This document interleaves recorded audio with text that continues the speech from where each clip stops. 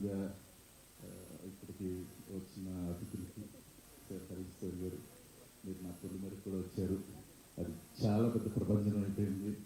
And ఇది కూడా అలా ఇవ్వాలని ఎక్స్పెక్ట్ చేస్తున్నాను sir. It's positive side for us.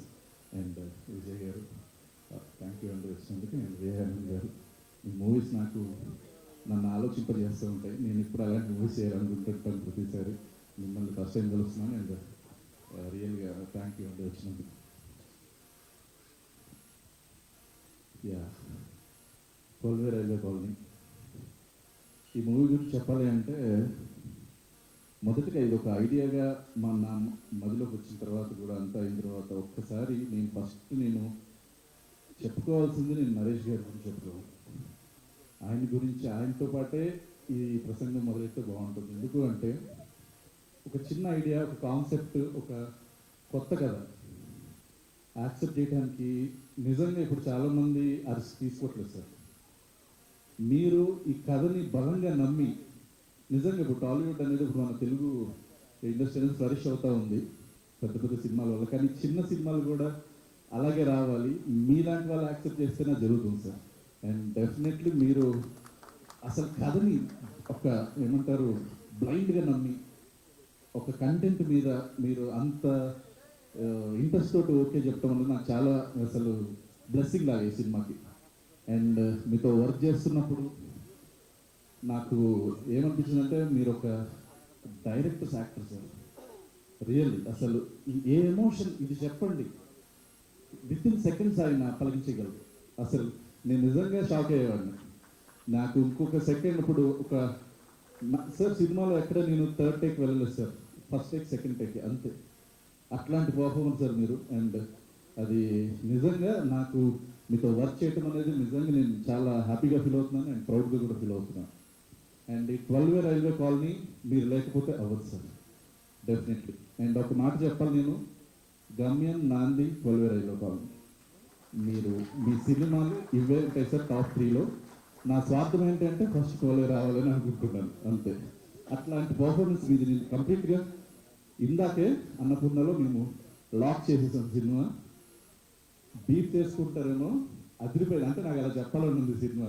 అసలు ఆడిటోరియంలో సినిమా, ఆ విజువల్స్, ఆ మ్యూజిక్, దాంతో చూస్తే క్లైమాక్స్ వచ్చేసరికి నాకు ఇన్నిసార్లు నేనే కథ రాశాను, నాకే గూస్ బంప్స్ వచ్చాయి.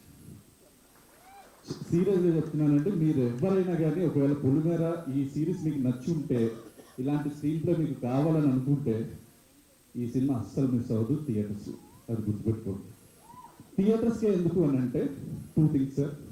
ఒకటి నా రమేష్ వల్ల, ఇంకోటి నా బీన్స్ వల్ల.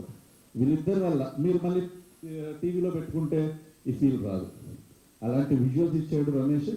అండ్ భయ్య, చాలామంది ఇంటికి ఈ సినిమా అయిపోయిన తర్వాత వెళ్ళిపోయేటప్పుడు ఏదో ఒకటి తీసుకెళ్తారు వాళ్ళతో పాటు. ఈ సినిమాలో ఆ మ్యూజిక్ తీసుకెళ్తారు, అందరు హమ్ చేసుకుంటూ వస్తుంటారు బయటకి. అట్లాంటి బీజిఎమ్స్ భయ్య. అసలు సెకండ్ హాఫ్లో అలా కూర్చుని మా సౌండ్ ఇంజనీర్ గారు కృష్ణరాజు గారు రాలేదు అనుకుంటా, మేమిద్దరం ఇదే డిస్కస్ చేస్తున్నాం. సార్ ఇది ఇట్లా చేద్దాం సార్, ఇది ఇలా చేద్దాం, ఇది అసలు ఆయన చాలా ఎగ్జైట్ అయిపోయారు. సో నేను చెప్పేది ఏంటంటే sir, this movie tailor made for you sir.